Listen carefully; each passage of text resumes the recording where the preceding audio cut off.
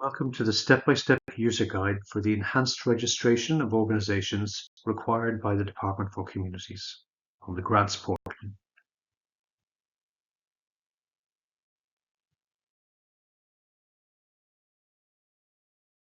You can access the Grants portal by using the URL provided, www.vcs-grants.communities-ni.gov.uk.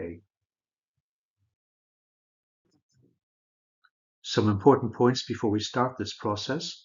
It is mandatory that the enhanced organization registration process is completed by the chairperson or the director of a statutory body, in the same way that they were required to create the organization record initially.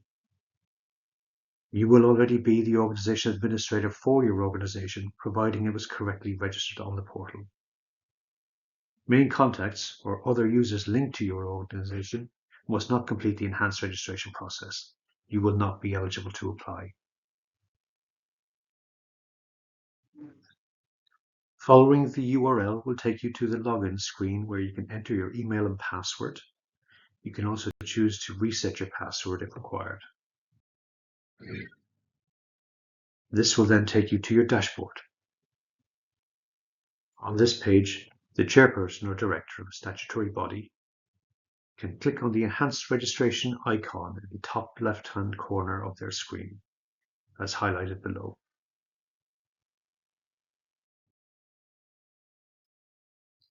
This will take you to the enhanced registration page, where you will see the process to start enhanced registration as displayed below.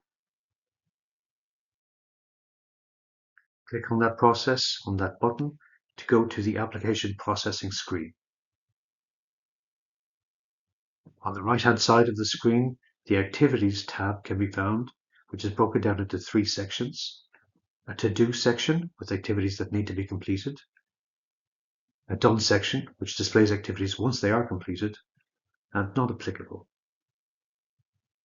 To complete the Organization Enhanced Registration process, click the blue arrow button next to the Organization Enhanced Registration label, and the form will be displayed.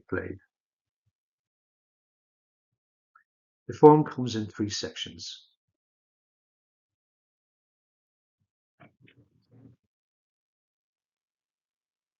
Organizational Details, Section 1.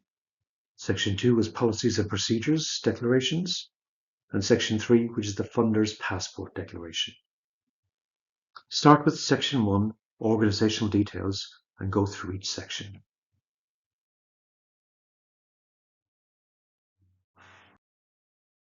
Section 1 is broken into a number of questions.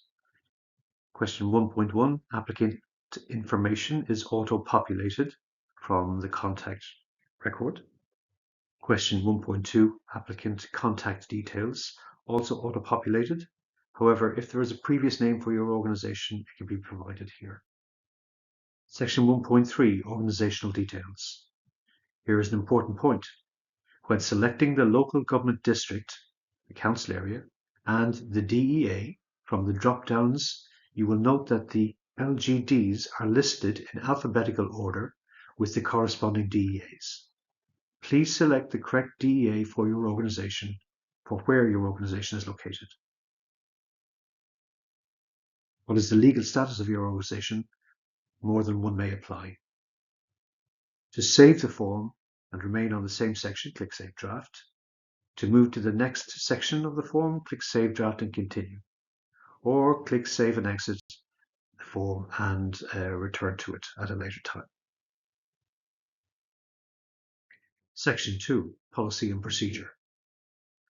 If in question 1.3 in Section 1, is the organization a statutory body or council, was answered yes, then this question is disabled. You must confirm for each policy if they are in place, not in place, or not applicable. Again, highlighted as an important note. It is not mandatory to upload policies and procedures, but the function is available to upload if you wish. If you choose to upload documents and to view, the View and Remove buttons will be displayed only after saving the form. So to see your documents displayed, click Save Draft once they've been uploaded. That will make those options appear. The statement at the bottom of this page is mandatory, and this box needs to be ticked before proceeding further. Then in section 3, we have the funder's passport. Again, if in section 1.3 and section 1, question 1.3 and section 1, is the organization a statutory body or council, was answered yes, then this question is the statement. An important note highlighted here, the funder's passport, you must upload the mandatory documents. Your application will be returned and remain unapproved until you upload those required documents, and you will be unable to apply for funding. Mandatory documents are indicated by the red asterisks on the question label. Question 3.2, the chairperson's declarations in relation to the funder's passport. All tick boxes are mandatory and need to be ticked. And it's the same for question 3.3. The statement is mandatory and the box needs to be ticked before proceeding further.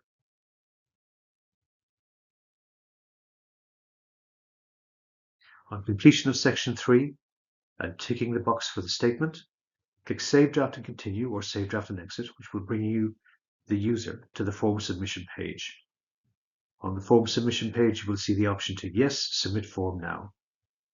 Click that button. This will now return you to the application processing screen. You will see the Organization Enhanced Registration form is completed and has moved to the Done section of the Activities panel. Now it's time for next steps. Click Submit Organization Enhanced Registration for eligibility checks, as highlighted on the screen. If the organization is eligible, the process will be complete.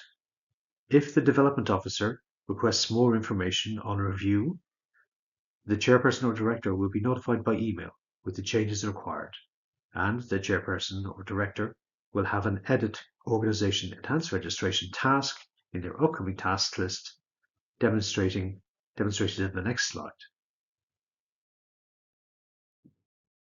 Here we can see the Edit Organization Enhanced Registration details with the chairperson or the director of a statutory body, if additional details were requested by the development officer. You can log in and click on this task and follow the process as previously described to update your details in keeping with the request from the development officer. And that is the end of the enhanced registration process for organizations. Thank you for your time.